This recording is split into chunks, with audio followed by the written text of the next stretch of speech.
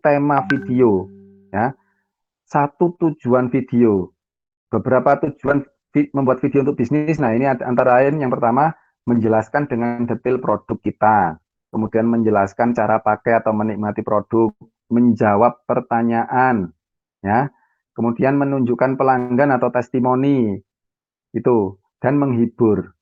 Ya, satu konten satu tema, tapi kalau satu channel itu bisa banyak tema video, gitu teman-teman ya. Perhatikan tren yang sedang ramai. Nah, kita bisa membuat video dengan tren yang sedang ramai selama tren tersebut relevan dan positif, ya. Nah, saya biasanya sering pakai buat konten nggak cuma di YouTube tapi juga di IG ya, di IG itu konten yang eh, sesuai dengan tren yang sedang ramai dibicarakan.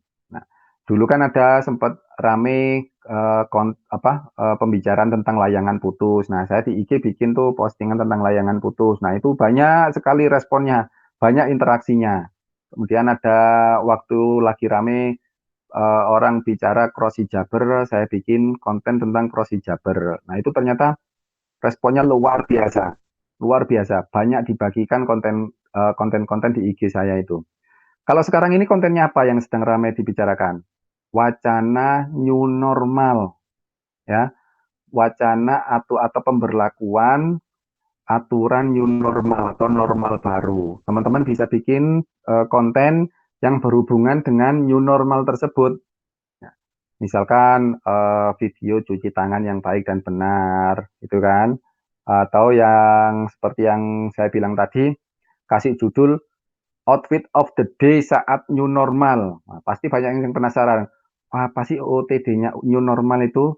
Masa harus pakai APD lengkap kayak gitu? Nah, kan enggak. Nah, tapi itu bisa dimanfaatkan sama teman-teman. Jadi manfaatkan tren yang lagi rame dibicarakan selama tren tersebut relevan dan positif. Itu. Buat naskah video sederhana. Ini tips yang ketiga.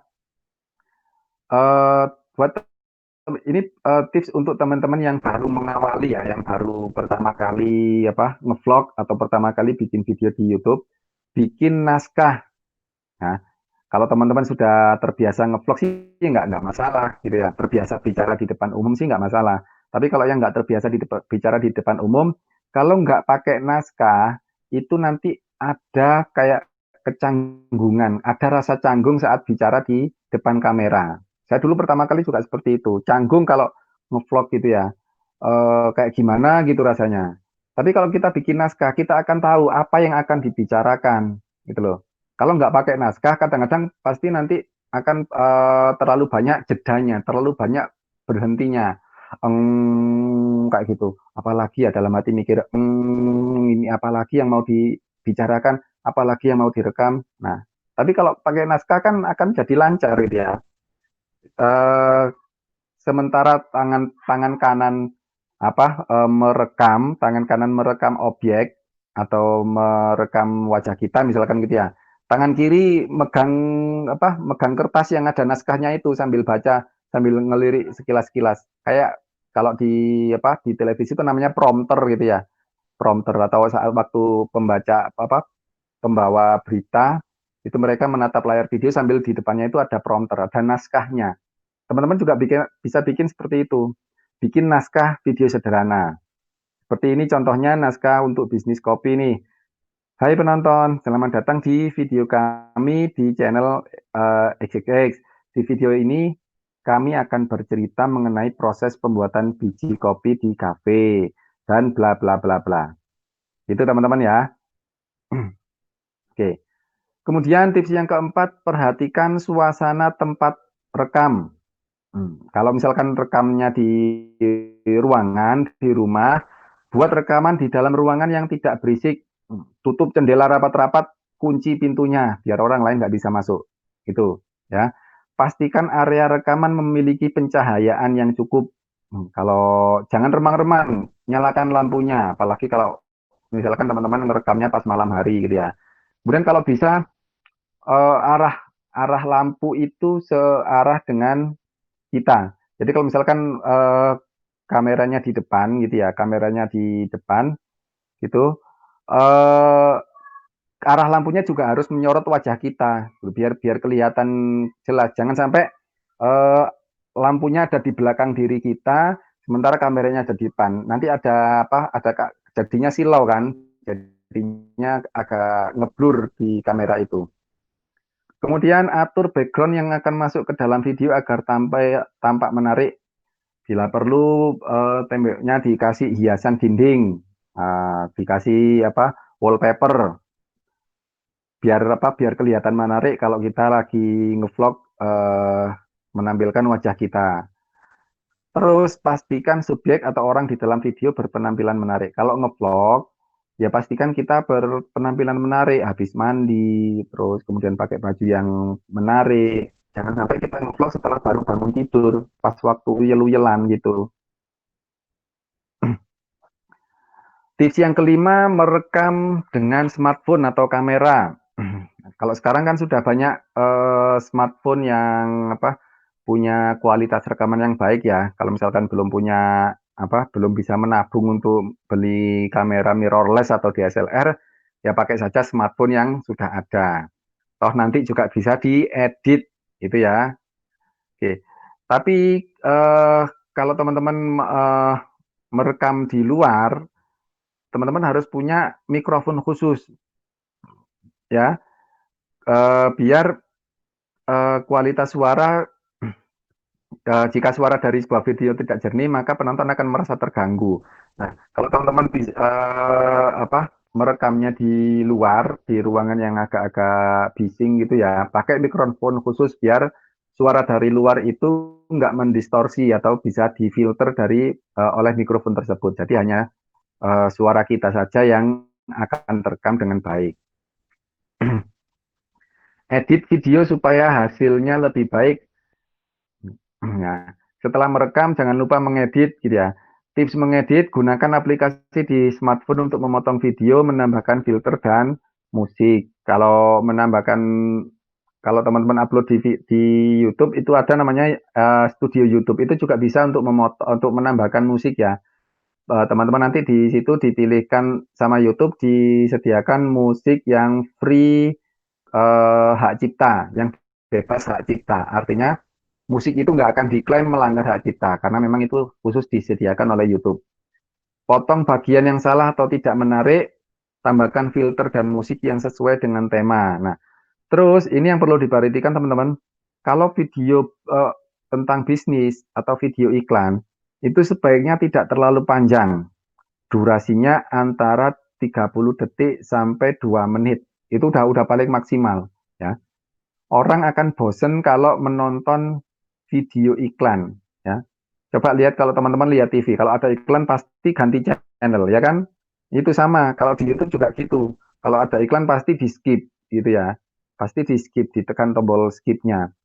Jadi iklan yang video iklan atau video usaha yang apa yang bagus itu durasinya itu antara 30 sampai 2 menit. Terus ini yang menarik lagi buat thumbnail ya.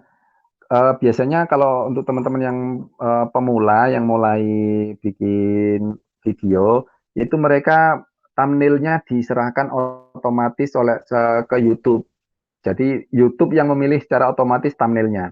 Kalau pingin video itu menarik bisa dilihat banyak orang, buat thumbnail yang menarik. Thumbnail itu apa sih? Thumbnail itu gambar yang muncul di halaman pencariannya YouTube. Itu thumbnail namanya.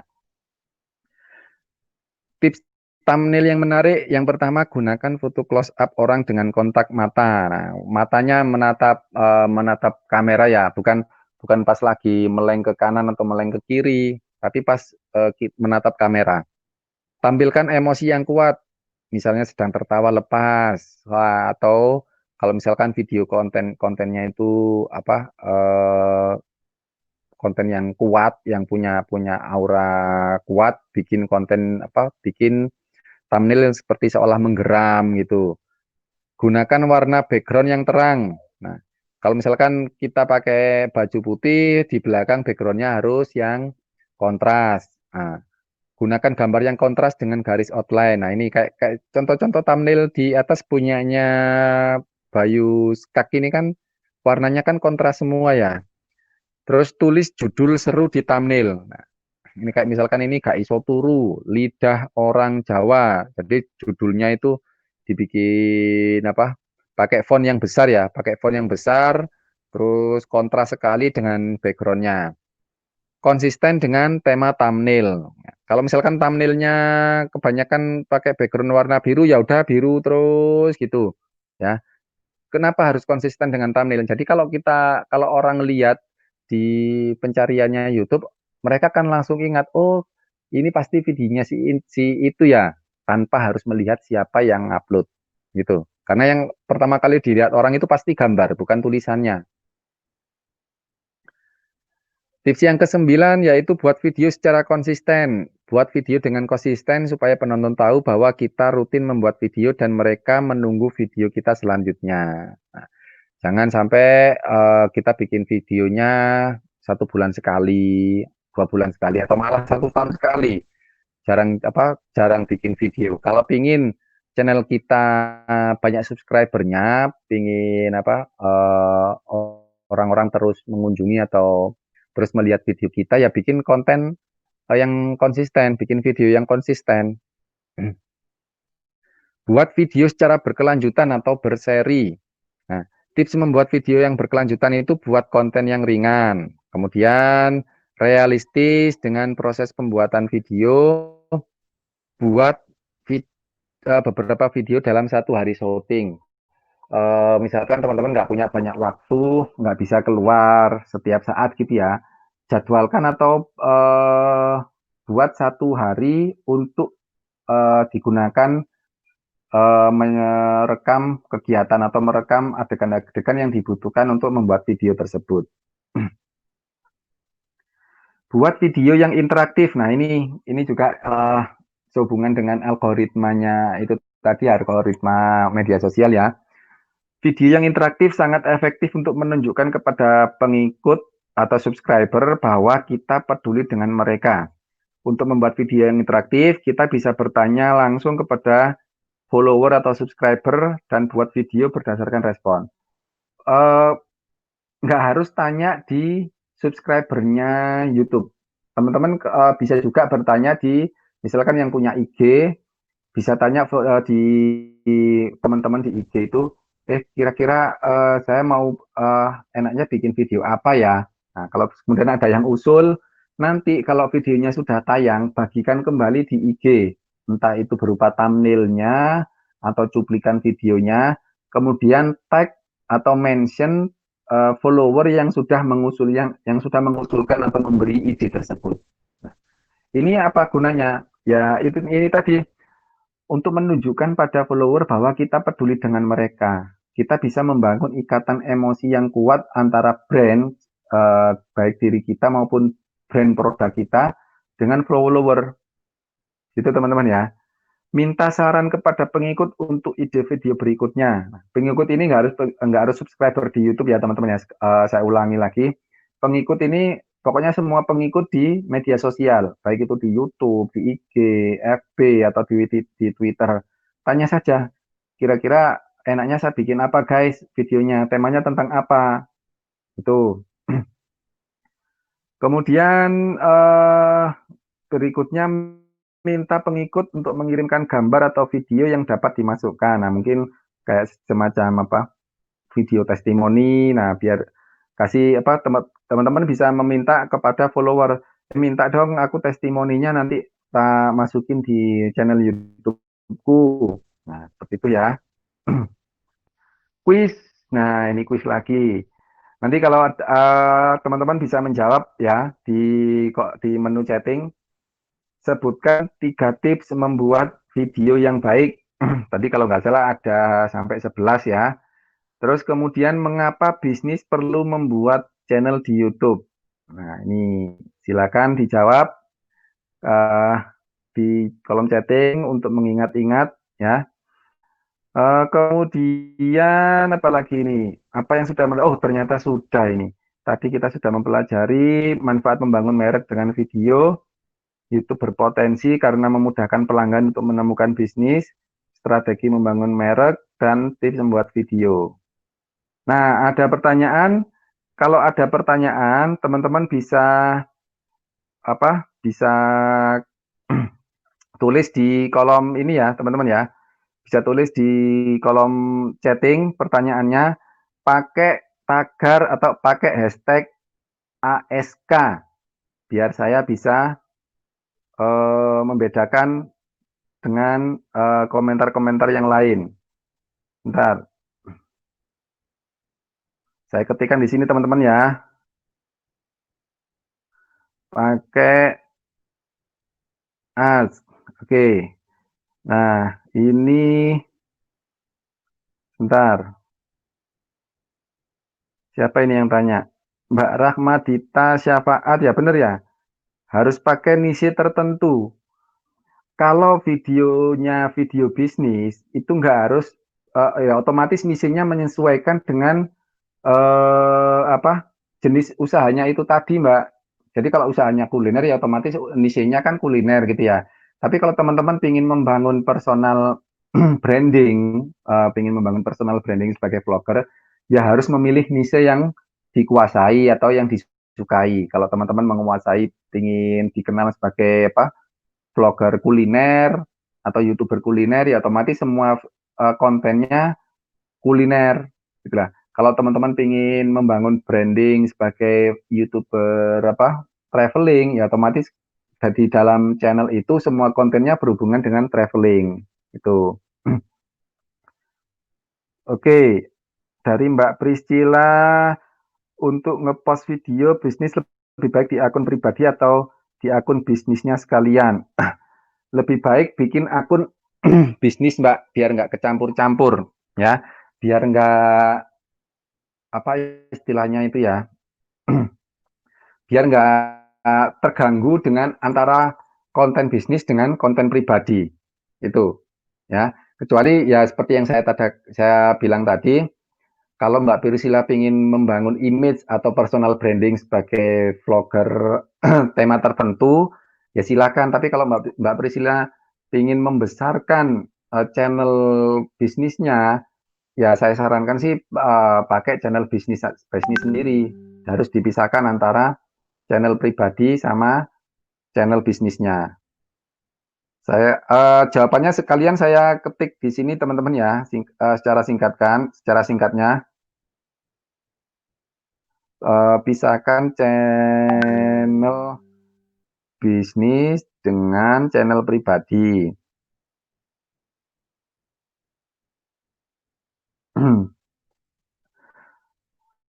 Oke, yang lainnya ada yang bertanya?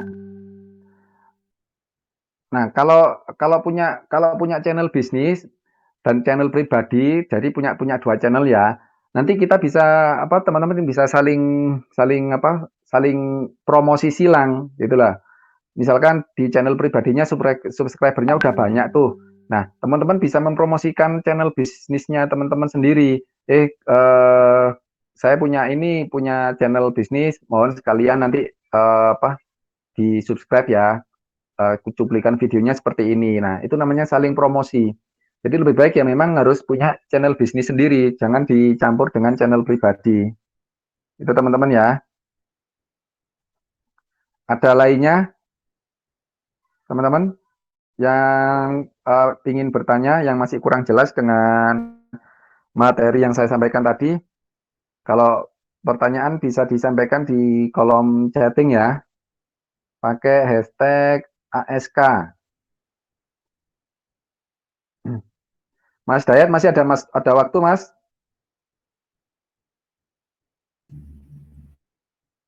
Iya Pak Imam, masih ada sekitar kurang lebih ya 10 atau 12 menitan. 15 menit ya. Oke. Boleh teman-teman. Silakan teman-teman, masih ada waktu sekitar 10 sampai 15 menitan. Kalau ada pertanyaan bisa diketik di menu chatting pakai hashtag ASK ya, biar saya bisa menyortir, bisa melihat yang mana yang tanya, mana yang komentar. pertanyaannya nggak hanya tentang materi, mungkin tentang YouTube secara umum juga bisa. Jadi nggak harus tentang materi yang saya sampaikan tadi. Optimasi YouTube. Nah, ini menarik sekali pertanyaan dari Mbak Rahmadita. Saya ketikkan sekalian Mbak ya nanti ya. Cara optimasi YouTube yang pertama ya, bikin konten yang menarik. Nah, udah pasti.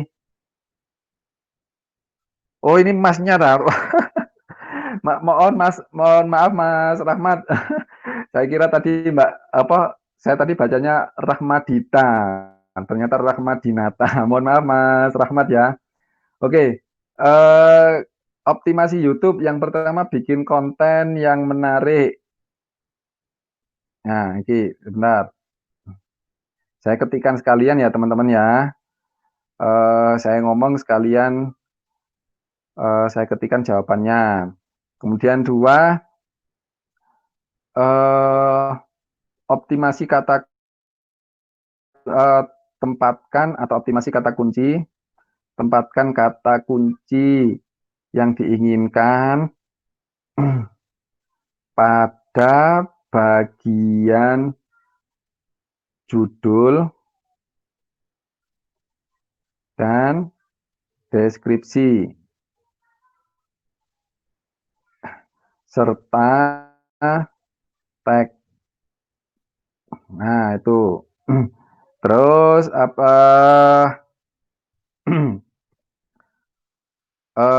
promosikan. Nah, ini promosikan konten di medsos. Nah, 4, sering meninggalkan komentar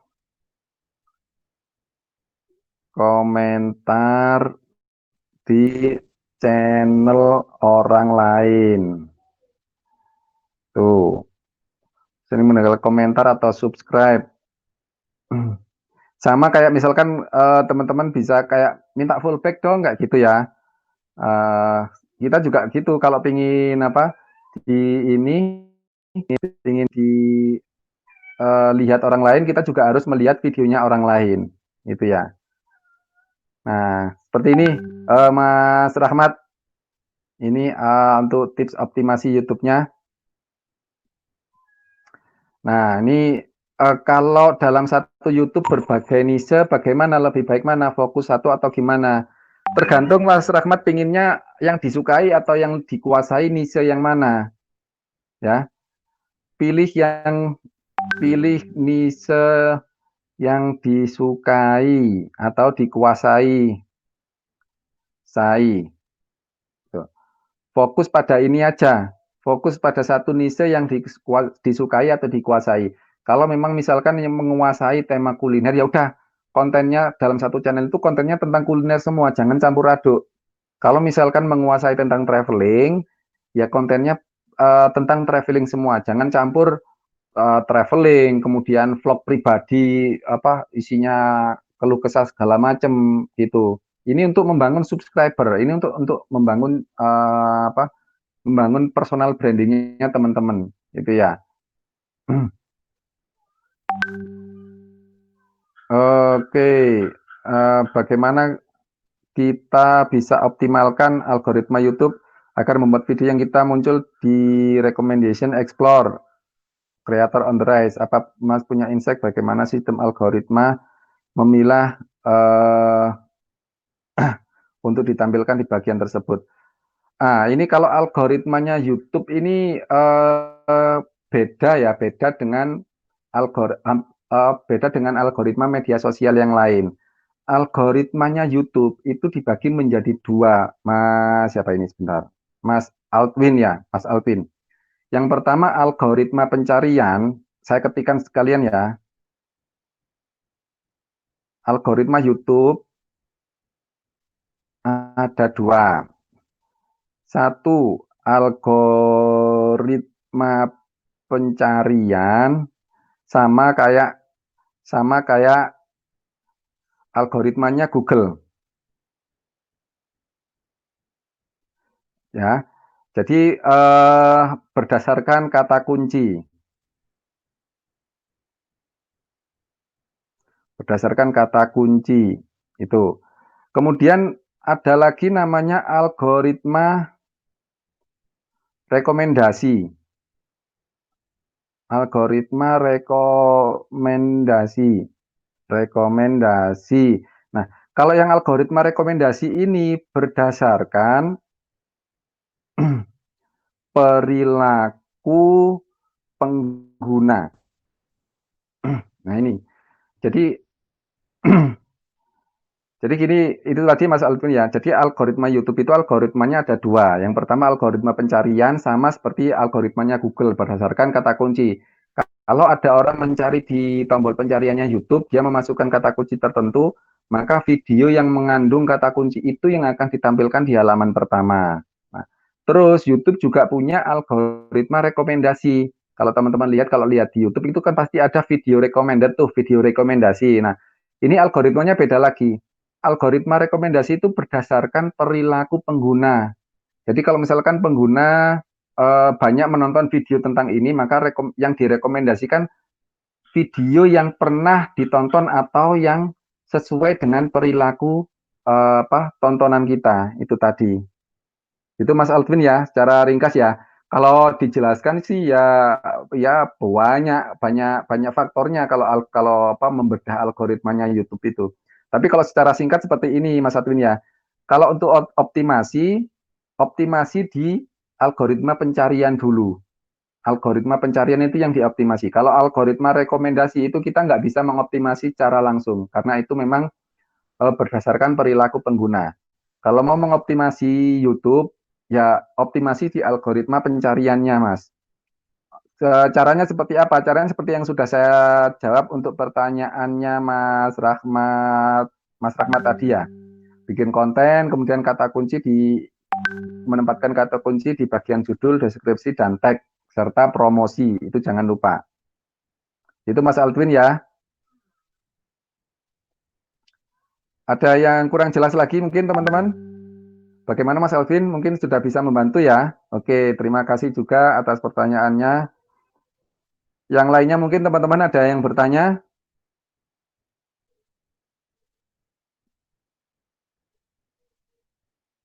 Yang lainnya, teman-teman, masih ada waktu sekitar 5 menit sebelum closing materi. Masih ada waktu 3 menitan lah. Benar Mas Dayat ya? Teman-teman ada yang ditanyakan mungkin? Yang lain? Oke, kalau nggak ada mungkin kalau masih belum kepikiran, nanti oh ini masih ada lagi dari Mas Aldwin. Bentar, oke. Ini yang terakhir ya. Apa feedback seperti view, watch time, like, comment berpengaruh pada rekomendasi video yang ditampilkan? Jika iya, mana yang di-prefer oleh YouTube untuk ditampilkan? Waktu tonton, like, comment itu berpengaruh terhadap rekomendasi video yang ditampilkan. Bisa juga karena rata-rata sekarang hampir semua media sosial kayak YouTube, IG atau lainnya itu mereka menggunakan algoritma engagement. Sebentar saya tulis ya biar jelas. Media sosial menggunakan algoritma engagement atau keterlibatan. Jadi semakin banyak yang engagement, sorry ya teman-teman ya, engagement. Jadi semakin banyak yang terlibat atau semakin banyak yang komentar meskipun meskipun subscribernya sedikit, itu otomatis dia akan tampil di urutan pertama hasil pencarian atau tampil di urutan pertama rekomendasi itu. Jadi usahakan teman-teman di penutup video selain meminta untuk subscribe ya dan meminta untuk like, usahakan juga meminta komen. Jangan, misalkan di akhir video teman-teman bisa menuliskan, jangan lupa subscribe, like, dan komen. Nah, itu 3 bagian itu, ya. Rata-rata kebanyakan teman-teman hanya meminta subscribe aja, tapi lupa untuk meminta like dan komennya. Padahal sekarang yang lebih penting, meskipun subscribernya banyak, tapi kalau konten yang kita buat nggak mampu viral, ya nggak mampu ditonton banyak orang, ya sama saja. Gimana bisa ditonton kalau yang komentar sedikit, gitu loh. Jadi tetap like sama komentarnya itu juga berpengaruh pada algoritma. Karena sekarang rata-rata media sosial menggunakan algoritma engagement itu. Oke, teman-teman, berhubung durasi waktunya sudah hampir habis. Nah, ini nanti akan ditutup oleh Mas Dayat sama Mas Bas dari Gapura Digital. Saya mohon maaf, untuk presentasi atau materi kali ini saya akhiri sampai sekian. Kalau ada pertanyaan atau materi yang kurang jelas dari materi yang saya sampaikan tadi, teman-teman bisa DM di IG, bisa DM di IG pakai ini. Nah, atau di 08191636236222. Nah, ya benar. Nah, ini teman-teman bisa, kalau ada yang kurang jelas bisa kontak saya lewat IG ya, atau lewat WhatsApp ya. Tapi mohon maaf, mungkin agak slow respon ya, agak slow respon kalau di Japri, karena saat ini saya masih agak ada kesibukan yang lebih banyak dari teman-teman di yang lainnya ya. Tetap nanti insya Allah saya usahakan bisa melayani atau menjawab pertanyaan yang diajukan teman-teman. Oke, itu aja teman-teman ya. Terima kasih atas kesediaan waktunya teman-teman mengikuti kelas virtual Gapura Digital ini. Saya Imam Miladi, mohon maaf apabila dalam menyampaikan materi ini ada kesalahan kata-kata yang menyinggung teman-teman sekalian, atau ada materi yang kurang bisa tersampaikan dengan jelas. Saya mohon maaf yang sebesar-besarnya. Untuk ringkasan materi nanti akan disampaikan oleh Mas Bas atau Mas Dayat ya, teman-teman, nanti di Iya, benar, Pak. sini nanti akan dikasih linknya. Oke, sekian dulu teman-teman. Stay safe, stay health. Semoga sehat selalu. Semoga tetap di rumah aja kalau nggak ada keperluan yang mendesak, karena pandemi COVID ini masih ada dan masih nyata. Gitu ya. Semoga pandemi COVID-19 segera berakhir sehingga kita bisa beraktivitas dengan normal seperti sedia kala. Kalaupun nggak normal, ya paling nggak kita bisa beraktivitas secara new normal. Itu. Oke. Saya akhiri sampai sekian. Wabillahi taufiq wal hidayah. Assalamualaikum warahmatullahi wabarakatuh.